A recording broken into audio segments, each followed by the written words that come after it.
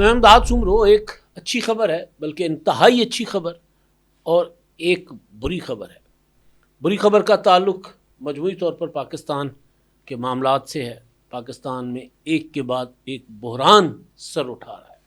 ابھی آٹے کے بحران کا ذکر ختم نہیں ہوا، ابھی حکومتیں پالیسیز بنا رہی ہیں کہ کس طرح آٹے کے بحران کو قابو کیا جائے، کس طرح مہنگی روٹی کو لوگوں کی پہنچ میں لایا جا سکے۔ اسی پر حکومتیں کوششیں کر رہی ہیں۔ تو اب خبریں یہ آ رہی ہیں کہ جی پیٹرولیم کی مصنوعات کی قیمتیں آسمانوں کو چھونے جا رہی ہیں، اور اسی وجہ سے پیٹرول کی قلت پیدا ہو گئی ہے۔ لاہور میں اکثر پیٹرول پمپ بند پڑے ہوئے ہیں، صرف لاہور ہی نہیں بلکہ پاکستان میں ہر علاقے میں یہی کچھ صورتحال ہے، اور اس کی وجہ ذخیرہ اندوزی ہے۔ ظاہر ہے آج کیونکہ جمعرات ہے، کل یا آج رات دیر سے نئی قیمتوں کا اعلان ہوگا، اور یہی خدشہ، یہی امکان ہے کہ قیمتیں بڑھیں گی۔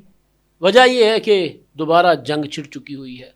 وجہ یہ ہے کہ دوبارہ آبنائے ہرمز بند ہے، اور پھر ایسے میں ہمارے جو آئل مارکیٹنگ کمپنیز ہیں یا پیٹرول پمپ مالکان ہیں وہ ذخیرہ اندوزی کرتے ہیں، پیٹرول شارٹ کر لیتے ہیں، اور حکومتیں بیچاری بے بس ہو جاتی ہیں۔ بحران کسی اور کا پیدا کردہ ہوتا ہے اور بھگتنا صوبائی حکومتوں کو پڑتا ہے، جس طرح گندم کا بحران ہے جس سے صوبائی حکومتوں کا کوئی تعلق نہیں ہے، لیکن اب وہ بھگت رہے ہیں۔ جی مہنگائی ہو رہی ہے اور لوگ صوبائی حکومتوں کو کوس رہے ہیں۔ اچھا، جہاں تک صوبائی حکومت کی کارکردگی کا معاملات کا تعلق ہے تو ایک بہت کمال قسم کا پروجیکٹ مریم نواز صاحبہ کی پنجاب حکومت نے شروع کیا ہے۔ پانی لوگوں کے گھروں کی دہلیز تک پہنچانے کا، اور علاقے جب آپ سنیں گے تو آپ یقینی طور پر آپ کے لیے سرپرائز ہوگا کہ ایسے علاقے جہاں کوئی یہ سوچ نہیں سکتا تھا کہ وہاں لوگوں کی دہلیز تک بوتلوں کا پانی پہنچے گا، فلٹرڈ پانی پہنچے گا جو ہم شہروں میں خریدتے ہیں۔ ان دونوں معاملات پر بات ہوگی۔ پہلے جناب ایک خبر میری نظر سے گزری، پھر میں نے ذرا پتہ شتہ کیا تو خبر بالکل درست۔ خبر یہ ہے کہ جی لاہور میں کئی پیٹرول پمپس پر پیٹرول کی قلت پیدا ہو گئی ہے، اور اس سے پریشان شہری جو ہیں وہ ایک کے بعد ایک پیٹرول پمپ پر جا رہے ہیں۔ کئی پیٹرول پمپ بند ہیں، کئیوں پر لائنیں لگی ہوئی ہیں، اور اس پر ایک جو آئل مارکیٹنگ کمپنیوں نے ایک دو دن پہلے حکومت کو خبردار کیا تھا کہ اپنی اسٹوریج بڑھائیں، پیٹرول کی زیادہ سے زیادہ منگوائیں، کیونکہ 15 دن کی ضرورت کا ذخائر باقی رہ گئے ہیں، اور اگر مقامی سطح پر پیٹرول کی جو ممکنہ قلت ہے وہ اگر پوری نہیں کی جاتی تو پھر صورتحال خراب ہو جائے گی۔ اب جب آئل مارکیٹنگ کمپنیوں نے یہ خطرے کی گھنٹی بجا دی تو پھر ساتھ ہی جو موجود پیٹرول ہے اس کو شارٹ کر دیا گیا، اسٹوریج کر دیا گیا، اور بلیک مارکیٹنگ بھی ہو سکتی ہے۔ حکومت اگر آج رات پیٹرول کی قیمتیں نہیں مہنگی کرتی تو ممکنہ طور پر یہ خود ہی بڑھا دیں گے۔ پیٹرول پمپ مالکان عموماً ہوتا ہے، آفیشیلی نہیں ہوتا لیکن تالا لگا بند پڑے ہوئے جی یونٹس، اور آپ جائیں گے تو آپ کو کوئی بندہ سائڈ پہ مل جائے گا کہ 310 والا ہم آپ کو 340 میں دے دیں گے۔ اسی طرح کرتے ہیں نا۔ تو بہرحال لوگ بیچارے پریشان ہیں، لوگ در در مارے پھر رہے ہیں۔ اب وجہ کیا بنی ہے وہ میں نے آپ کو بتا دی کہ ایران پر امریکی حملے، جوابی ایرانی حملے، پھر آبنائے ہرمز کی ناکہ بندی، ایران کا آبنائے ہرمز کو بند کر دینا، ٹرمپ کا یہ کہنا کہ جی ہم بھی ایران آبنائے ہرمز کو نہیں چلنے دیں گے، تو اس کی وجہ سے پھر سپلائی متاثر ہوئی ہے۔ اب اس میں ایک تو ریزن یہ ہے، دوسری ریزن جو سمجھ آ رہی ہے وہ یہ ہے کہ جو ذخیرہ اندوزی کر رہے ہیں، جنہوں نے اسٹاک چھپا رکھے ہوئے ہیں، کیونکہ پتہ چل جاتا ہے نا صورتحال کا، مطلب ہم جیسے عام صحافیوں کو پتہ چل جاتا ہے کہ جی لو جی اگلے ہفتے پیٹرول مہنگا ہو جائے گا کیونکہ حملے ہو گئے۔ اور ہمارے یہاں تو یہ ہوتا ہے کہ وہ آج کل تو میمز بنی ہوئی ہیں نا کہ بھئی وہ لو جی میزائل چل گیا پاکستان میں، پیٹرول مہنگا کر لو۔ تو ہمارے یہاں تو یہ ہوتا ہے، سستا ہوتا ہے تو لوگوں کو 10 15 دن انتظار کروایا جاتا ہے کہ دیکھیں سستا تو ادھر ہوا ہے نا، ہمارے پاس تو پرانا پڑا ہوا ہے۔ جیسے ہی عالمی مارکیٹ میں پیٹرول مہنگا ہوتا ہے تو پھر ہمارے یہاں قیمتیں بڑھا دی جاتی ہیں اسی گھڑی، اسی لمحے، اور حکومت کے اوپر پریشر ہوتا ہے۔ اور یہ جو ہفتہ وار، جو 15 روزہ کو تبدیل کر کے ہفتہ وار آئل پرائسز میں تبدیلی کا فیصلہ کیا گیا تھا وہ اسی وجہ سے تھا کہ آئل مارکیٹنگ کمپنیوں کو پتہ تھا کہ جی یہ تو آگے بڑھنا ہی بڑھنا ہے، تو لہٰذا وہ زیادہ سے زیادہ کمانا چاہ رہے تھے، پیٹرول پمپ مالکان زیادہ سے زیادہ کمانا چاہ رہے تھے، حکومت ان کے پریشر میں آ گئی، حکومت نے کہا کہ جی ہم ہفتہ وار کر لیتے، ہر جمعے کے جمعے لوگوں کو پیٹرول پمپ کھلایا کریں گے۔ اچھا، اب دوسری ایک ریزن یہ ہے کہ ایف آئی اے نے چھاپے مارنا شروع کر دیے ہیں، جس کی وجہ سے کوئی ہوا ہے اپنا سپلائی چین جو ہے وہ ہوئی ہے متاثر۔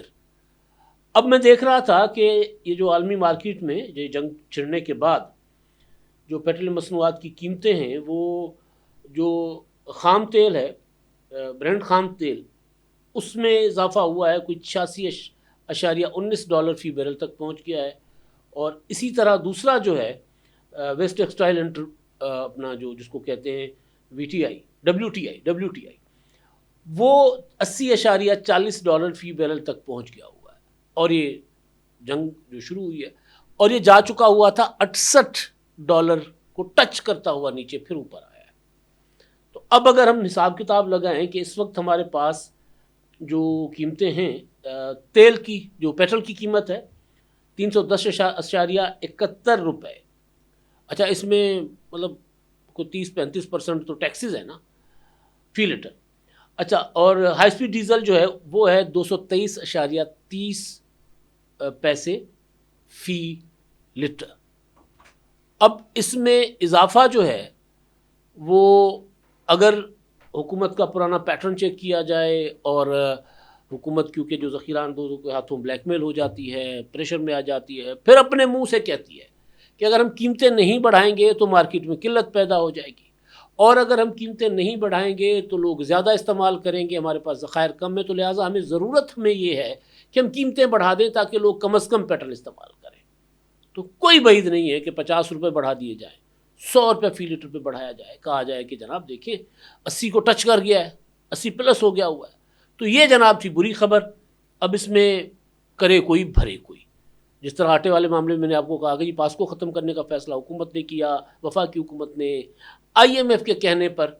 گندم کی امدادی قیمت وفاقی حکومت نے مقرر کرنے سے انکار کر دیا، آٹا مہنگا ہو گیا تو جناب مراد علی شاہ صاحب کو کراچی میں ٹینشن ہے، مریم نواز صاحبہ بیچاری پریشان لاہور میں پریشان بیٹھی ہوئی ہیں کہ جی نان بھائی کہتے ہیں کہ جی میں 35 روپے کا نان بیچوں گا اور 25 روپے کی روٹی بیچوں گا، اس سے میں کم پر نہیں آؤں گا ورنہ میں ہڑتال کر دوں گا۔ تو یہ ہڑتالیں ہوں گی تو ٹینشن کس کی؟ بحران پیدا کیا وفاقی حکومت نے، بھگت صوبے رہے۔ تو یہ جناب معاملہ تھا۔ اچھا، اب دوسری چیز جو اچھی خبر ہے، میں کیونکہ سندھ اور بلوچستان کے سنگم پر واقع میری تحصیل ہے جوہی،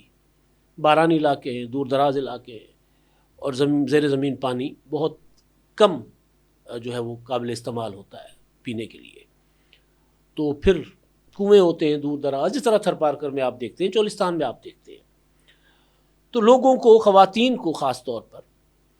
پھر سارا دن یہ مشقت کرنا پڑتی ہے کہ گھڑے رکھتی ہیں بیچاری سروں پر، ننگے پاؤں جا رہی ہوتی ہیں میلوں دور پانی بھرنے، صبح جاتی ہیں دوپہر کو واپس آتی ہیں، اور پھر